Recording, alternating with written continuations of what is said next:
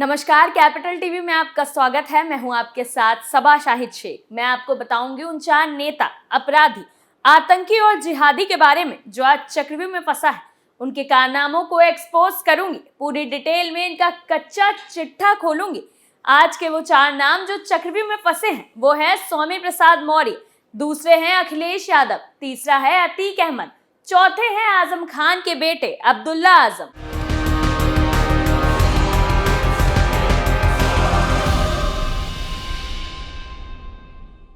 सबसे पहले बात स्वामी प्रसाद मौर्य की। सपा नेता स्वामी प्रसाद मौर्य लगातार अपने विवादित बयानों की वजह से सुर्खियों में बने हुए हैं। उन्होंने रामचरितमानस पर विवादित टिप्पणी की थी, जिसके बाद मामला काफी गरमाया था। फिर उन्होंने ब्राह्मणों और साधु संतों को भी आड़े हाथों लिया था। वहीं अब मौर्य ने फिर से एक ऐसा बयान दिया है जिससे उनकी मुश्किलें काफी बढ़ गई है। दरअसल मौर्य के खिलाफ धार्मिक भावनाओं को आहत करने के मामले में मुकदमा दर्ज किया गया है। स्वामी प्रसाद मौर्य ने सपा मुखिया अखिलेश यादव की जनसभा में धार्मिक भावनाओं को भड़काने और आहत करने वाले नारे दिए थे, जिसके बाद हिंदू संगठनों में काफी गुस्सा है। पुलिस के तहरीर के आधार पर स्वामी प्रसाद मौर्य के खिलाफ सुशंसगत धाराओं में मुकदमा दर्ज कर लिया गया है। दरअसल अखिलेश यादव दीन शाह गौरा स्थित महाविद्यालय में कांशीराम की प्रतिमा का अनावरण और जनसभा के कार्यक्रम में पहुंचे थे, जहां मौर्य ने जनसभा को संबोधित करते हुए मिले मुलायम कांशीराम, हवा में उड़ गए श्री राम का नारा लगवाया। मौर्य ने कहा, मिले मुलायम कांशीराम हवा में उड़ गए, जिसके बाद सभा में आए लोगों ने जय श्री राम कहा। इस नारे को लेकर हिंदू संगठनों में आक्रोश देखने को मिल रहा है। वहीं इस मामले में जितेंद्र सिंह और मारुति त्रिपाठी ने स्वामी प्रसाद मौर्य के खिलाफ तहरीर देकर मुकदमा दर्ज करने की अपील की, जिसे गंभीरता से लेते हुए पुलिस ने मौर्य के खिलाफ मुकदमा दर्ज कर लिया है। वहीं हिंदू युवा वाहिनी के मारुति त्रिपाठी ने कहा कि सपा नेता के भाषण देने के दौरान धार्मिक भावनाओं को भड़काने की कोशिश की गई, जिसके बाद पुलिस अब इस मामले की जांच में जुट गई है। अगली खबर में बात अखिलेश यादव की। समाजवादी पार्टी और बीएसपी के बीच जुबानी जंग बढ़ती जा रही है। अब अखिलेश यादव के बयानों पर पार्टी प्रमुख मायावती ने पलटवार किया है। सपा प्रमुख ने दावा किया था कि इस बार बहुजन समाज को भरोसा है कि समाजवादी सबको जोड़कर बीजेपी का मुकाबला करेगी। अपने हक, सम्मान, अधिकार के लिए बहुजन समाज समाजवादी पार्टी के साथ एकजुट हो रहा है। अब मायावती ने इसका जवाब दिया है। मायावती ने इसका जवाब देते हुए कहा है कि सपा प्रमुख की मौजूदगी में मिले मुलायम कांशीराम हवा में उड़ गए जय श्री राम के नारे को लेकर रामचरितमानस विवाद वाले सपा नेता पर मुकदमा होने की खबर सुर्खियों में है।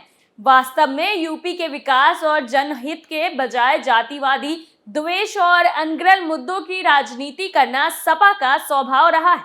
बीएसपी चीफ ने कहा कि और ये हकीकत लोगों के सामने बराबर आती रही है कि साल 1993 में मान्यवर श्री कांशीराम जी ने सपा बसपा गठबंधन मिशनरी भावना के तहत बनाई थी, किंतु श्री मुलायम सिंह यादव के गठबंधन का सीएम बनने के बावजूद उनकी नियत पाक साफ न होकर बसपा को बदनाम करने और दलित उत्पीड़न को जारी रखने की रही।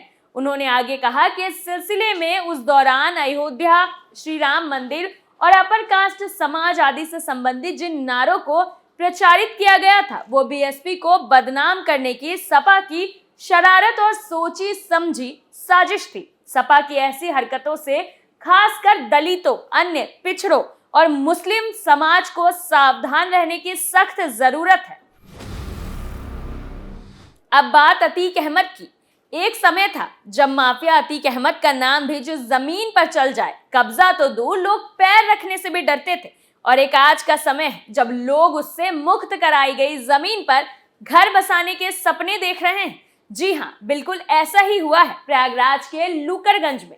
यहाँ अतीक अहमद से प्रयागराज विकास प्राधिकरण ने जो जमीनें मुक्त कराई हैं, उन पर 76 मकान बनने जा रहे हैं। इसी के साथ इन मकानों की नीलामी के लिए पहले से आवेदन भी मांग लिए गए हैं। आश्चर्य की बात तो ये है कि अतीक के खौफ से बाहर निकलकर करीब 6000 लोगों ने इन 76 मकानों के लिए आवेदन भी कर दिया है।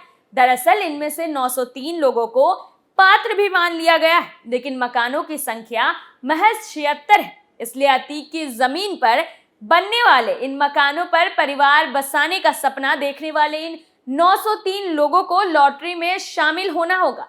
दरअसल गैंगस्टर एक्ट में कार्रवाई करते हुए प्रशासन ने पिछले दिनों अतीक अहमद से काफी जमीनें मुक्त कराई थी। ये वो जमीन है जिन्हें अतीक अहमद ने अपने आपराधिक गतिविधियों के दम पर जुटाई थी। अब इन जमीनों पर प्रयागराज विकास प्राधिकरण ने भवन बनाकर बेचने का फैसला किया है। दरअसल अतीक अहमद का दहशत इतना ज्यादा था कि लोग उसका नाम सुनकर ही थर थर कांपते थे। माफिया गुनाह तो करता रहता था, लेकिन उससे उसके गुनाहों की सजा तक किसी में दिलाने की हिम्मत नहीं थी।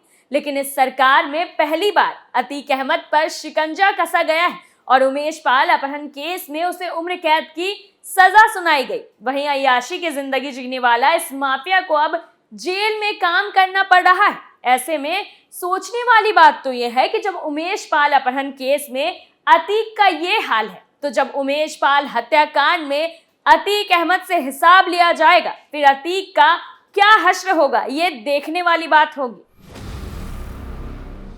चौथी खबर में बात आजम खान के लाडले उनके बेटे अब्दुल्ला आजम की। सपा नेता आजम खान और उनके परिवार की परेशानी कम होने का नाम ही नहीं ले रही है। आजम खान और उनके बेटे की विधायकी जा चुकी है। अभी हाल ही में आजम खान ने वीडियो बनाकर अपना दर्द जाहिर किया था। वहीं आजम खान के बेटे मोहम्मद अब्दुल्ला आजम को 2 साल की सजा पर रोक मामले में सुप्रीम कोर्ट से राहत नहीं मिली। सुप्रीम कोर्ट इस मामले में उन्हें हाई कोर्ट जाने के लिए कहा है। उसके साथ कोर्ट ने हाई कोर्ट को भी ये निर्देश दिया है कि वो इस मामले में जल्द से जल्द सुनवाई करे। दरअसल ये मामला 15 साल पुराना है, जिसमें अब्दुल्ला आजम को दोषी ठहराते हुए 2 साल की सजा सुनाई गई थी। इसके बाद उनकी विधायकी भी रद्द कर दी गई थी। उन्होंने इसके खिलाफ सुप्रीम कोर्ट का दरवाजा खटखटाया और दोषी सिद्दीकी के खिलाफ याचिका दायर की।